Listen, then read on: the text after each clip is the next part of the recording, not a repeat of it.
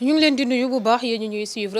à travers Dakar Buzz di leen dalal jàmm rek ci suñu chaîne comme ni ñu ko tàmm di defee tey nag dañuy xool rek ñi nga xamante ne ni ñoom ñooy yor lii di ay transfert d'argent surtout nag lii di Wari nga xamante ne ni bés yi nemmeeku nañ problème yu si am ñu si bëri ñu ngi koy jooytu mënuñoo def retrait ñu ñëw xool si ñi nga xamante ne ni ñoo si lu yëngu lan mooy problème bi exactement ba xam dañoo bëgg a détruire Wari wa ilaa Wari moo deful liggéeyam lépp lu si mënta am rek ña nga xamante ne ni ñoo siy yëngu danañ sekk ak ñoom tey waxtaan ñu gën ñu see indil ay leeral ma toog ak sax kenn ka nga xamante ne nii moom daf siy yëngu ma nuyu ko ba ko mu nuyonteeg yéen ma doog a tàmbale waxtaan bi ak moom sëñ bi maa ngi lay nuyu. maa ngi lay fay soxna si. tur bi naka la. man maa ngi tudd Aliou Badara Faye. oui. da ngay yëngu si wàllum Wari transfert ak ay retrait. waaw dañuy def transfert d'argent Wari multiservice daal. ñu gis bés yi coow li bëri na lool si wàllum retiré si lii di Wari du ñu mën a retiré seen i ay xaalis ak ni ni mel lan mooy problème bi exactement. loolu moom dëgg la soxna si pour man sax yéen da ngeen yéex a ñëw parce que ñun doon wut ndimbal depuis lors mais xamuñu fu ñu koy jooytoo en plus Wari actuellement nii ci li ma gis doxul li tax doxul mooy da ngay def. Envoi d'argent même pas 2 jours nit ki day ñëw ne la ah man de grand fi nga ma doon defal envoi bi nee na jotul xaalisam léegi nag nee na ndax doo ko mën a defal Orange Money wala Wave dañuy obligé ñun def remboursement wala annuler parce que forcément nga def ko parce que yaa ko defal. arrangé wuñu parce que boo xoolee sama compte bi moo ngi 1,5 million ça fait 2 mois mënul wàcc mënul yéeg te boo déggee transfert d'argent l'argent se tourne. loolu mooy indi suñu commission pour mun a fay suñu employé mun a fay suñu location yu mel noonu mais boo xoolee compte bi mu doon 1,5 million pendant 1 mois ba tey mënul wàcc loolu amuñu ci benn sens vraiment fu ñu nekk nii moom gisuñu si moom suñu bopp moom macha allah. comme ni nga ko waxee léegi confirmé nga ko retrait nit ñi mënuñu koo def yéen a ngi am problème pour liggéey ci lan moo waral problème bi Wari moo deful liggéeyam wala dañoo bëgg a détruire Wari exactement lan mooy problème bi. pour man problème bi au niveau de Wari la parce que bu njëkk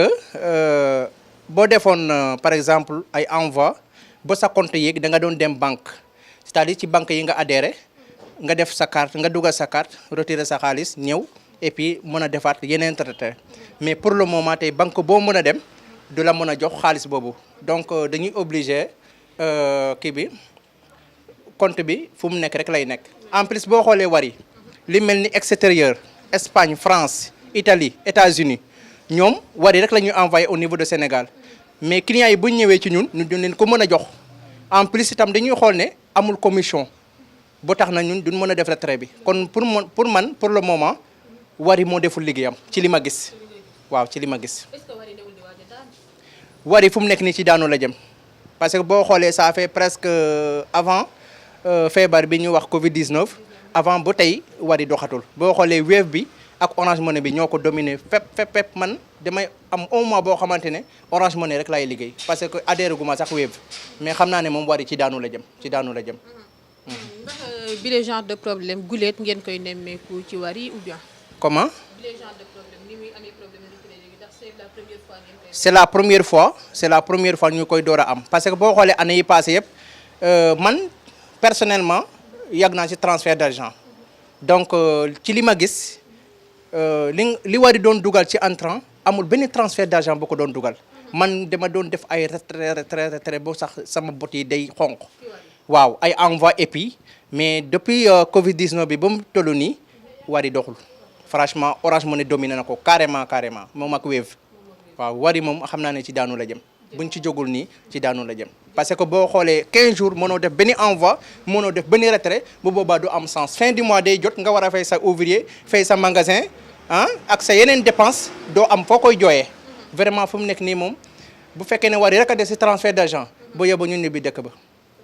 soxna si maa ngi lay nuyu. maa ngi lay fay. tur bi naka la. Racky Gueye. Racky Gueye ngay yëngu si wàllum Wari wa ilaa nga si doon yëngu ñu gis problème bu si am bés yi gars yi di kaas mënuñ see retiré xaalis lan mooy problème bi exactement.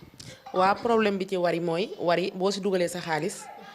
parce que perte nga sa xaalis soo jëlee sa xaalis am ay retrait def retrait yi soo paree pour nga def virement bi du yomb banque boo dem daf lay wax ni man ak Wari liggéeyatun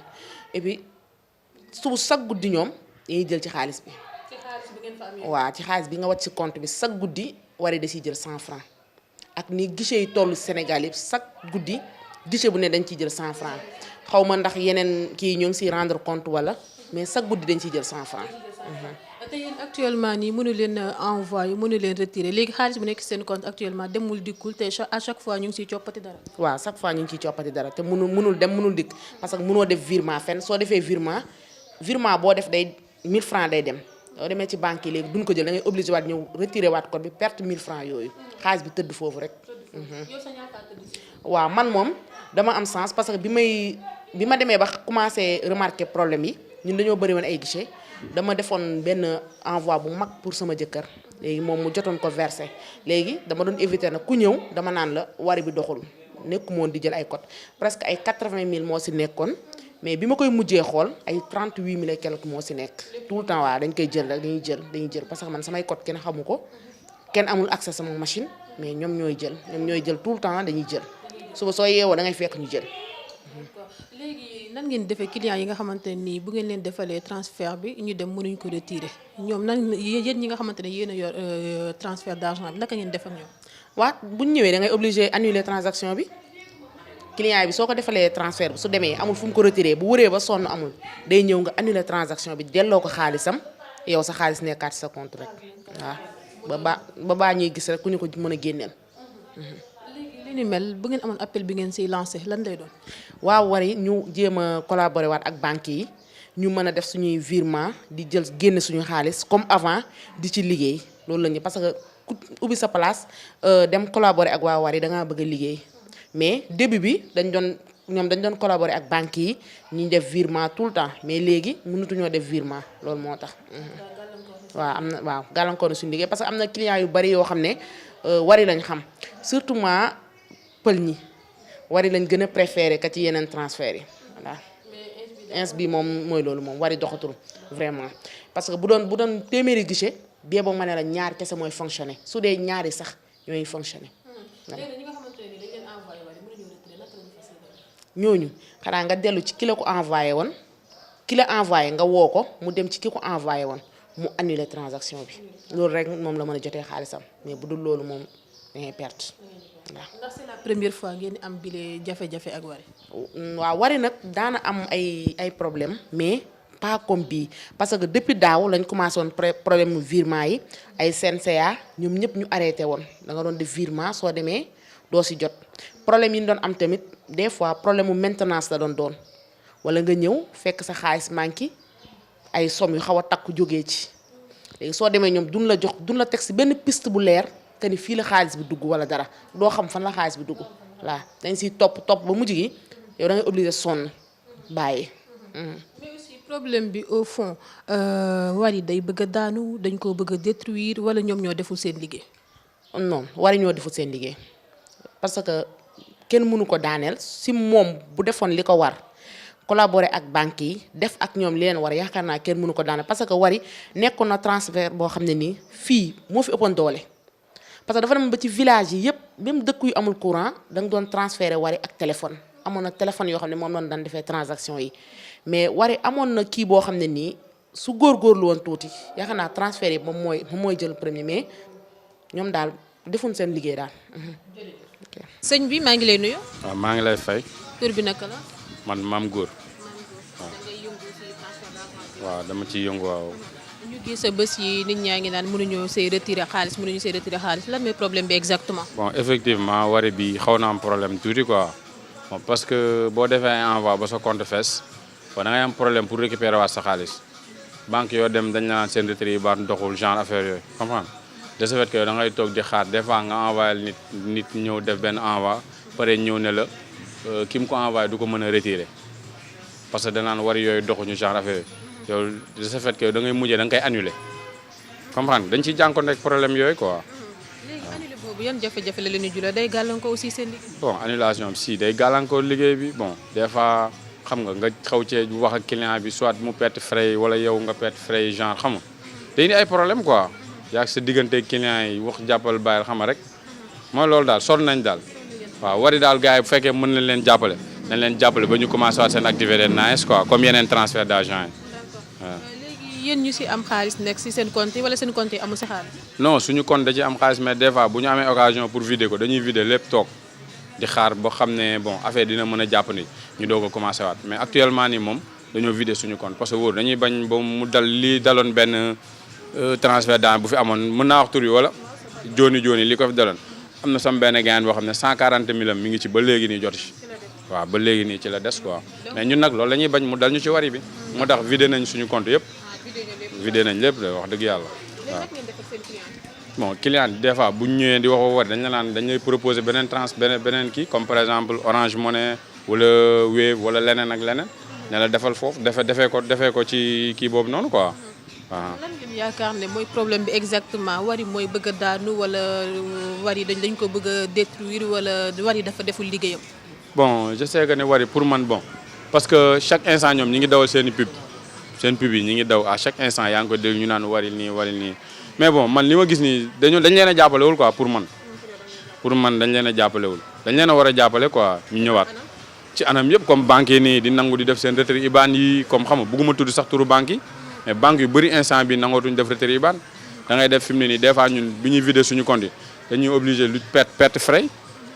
da nga koy envoyé kenn kuy liggéey ci yow rek mu dem def comme genre ko da nga ko envoyé mu dem def retrait te balaa ngay def loolu da ngay xam kenn ci benn banque woo ko ne ko ndax mën naa def envoi bii nii temps somme bi nii mu ne la waa mën nga ko def nga def ko nga perte say frais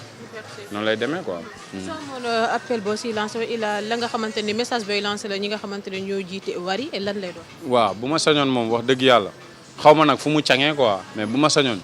bu fekkente ne dafa am ñu leen croyance wala bon du genre xaw ma quoi mais ñu jàppale leen daal ñu jàppale leen wax dëgg yàlla ñu jàppale leen ba ñu ñëwaat parce que moom wari moom wax dëgg yàlla ndimbal njaboot la wax dëgg yàlla waaw ñun ñëpp ko yëg moom wax dëgg yàlla te bu ñu sañoon nag gars yi jàppale leen quoi waaw. Il paraît que Banque centrale dafa laaj wari ay état financier am mais malheureusement wari ne veut pas se plier à la décision de la Banque centrale donc d'après ce qu'on a eu comme information Banque centrale dafa prévenir les banques partenaires de wari soit disant que quiconque aura des problèmes avec wari dañuy résilier ce contrat moo tax actuellement banque yëpp dañoo suspendre les retraits IBAN loolu moo indi en gros problème bi actuellement ouais. Bon am nañu yaakaar que peut-être dans 2 semaines dinañu am solution loolu su amul ku nekk da ngay xool trouver sa solution bopp quoi ouais. Bon su ma amul solution bu gën a simple bi xam naa sama solde bi dama koy transférer dans les pays voisins à partir de là-bas ñu yónneewaat ma sama xaalis via Orange Money wala Western wala Ria incha allah loolu laa xalaat daal moom mooy nekk sama dernier recours. ñu gis actuellement retrait bi doxul léegi bu ngeen defalee ay nit envoi mu dem mënu koo retirer ndax du leen indil ay problème seen diggante client bi. loolu mooy problème bi nag parce que semaine passée loolu moo nekkoon problème bi surtout da ngay envoyé nit mënu récupérer léegi bu ñu ñëwee normalement da nga war a annuler transaction bi mais onglet boobu dañu ko suspendre dañu ko bloqué waa wari dañu ko bloqué woon ce qui fait que client bi day ñëw fi ngeen xuloo wala nga négocier ak moom pour mu dem siège wari deuxièmement d'habitude bu kii bi demee ba bloqué dañuy def transfert kii comment on appelle ça paiement courant yi les factures loolu moo ñu permettre suñu plateforme bi wàcc mais malheureusement aussi même boo amoon facture Sénélec wala jënd Woyofal boo ko kiiwee dañu leen ne service indisponible loolu moo tax on a beaucoup de difficultés énormément de difficultés ouais. ak problème bi am gisul leen ne wari day waaj a daanu wala dañ koo bëgg a détruire wala wari moo deful liggéeyam. Bon c'est un peu compliqué mais je me dis que liggéey boo gis dafa am perspective wala projection je me dis que wari ils n'ont pas été très professionnels normalement loo gis dafa laaj adaptation parce que boo xoolee un système de transfert comme Wave dafa ñëw rek il a compris que il faut miser sur la téléphonie et actuellement vous avez vu comment il cartonne à Dakar alors que wari ba léegi mu ngi continuer ak système classique bi alors que les choses bougent loolu nekk na un frein boo xam ne ni handicapé na Wari. Deuxièmement, je me dis que vu que Orange Money dafa leen sonaloon trop, pourquoi Wari wàccewul kii bi par exemple les commissions mu yokkal ñu commission yi wala mu xool daal mu innover, mais ça n'a pas été le cas. Ils ont attendu d'être dos au mur pour réagir. C'est très mauvais. Ouais. soo amoon tey appel wala message boo leen di lancer ñoom ñi nga xamante ne ñoo ko jiite lan lay doon. Bon, pour être franc, personnellement man comme c'est un produit sénégalais bu doon man kese Wari mooy dox ci dëkk bi parce que c'est pour un Sénégalais tey Wari bu doxee bu amee xaalis fii lay investir waat ci Sénégal alors que Orange Money c'est pour des Français, Wave c'est pour des Américains. Donc je ne sais pas comment il doit faire, il n'a qu'à trouver les voies et les moyens pour mu génne ñu ci situation bu métti bi parce que ça fait très mal. Amuñu capital bu bëri. Quelqu'un qui tourne avec 3 millions de capital wala 4 millions, si tu as 2 millions bloqués, si Wari bi boo xam ne mënoo ko récupérer, c'est comme un gars qui marche avec un pied. Voilà, tu es handicapé à moitié. Voilà, c'est très compliqué. Franchement, actuellement, on est à bout. Mais fooy dem jooy fenn. Actuellement Wari moo nekkoon suñu colonne vertébrale bi am na problème. Deuxièmement, Wave ñëw na. Wave kan la privilégié, c'est le client final. Malheureusement, depuis le 4, ils ont diminué de moitié nos commissions encore. Wave. Ce qui fait qu'actuellement, yàlla xam ne ni on est sur le fil. Voilà. On travaille parce qu'on n'a pas le choix. Voilà. Man mi, je viens à 7 heures. Je rentre chez moi à 23 heures. J'ai pas de vie. C'est un boulot très stressant. Voilà. Franchement,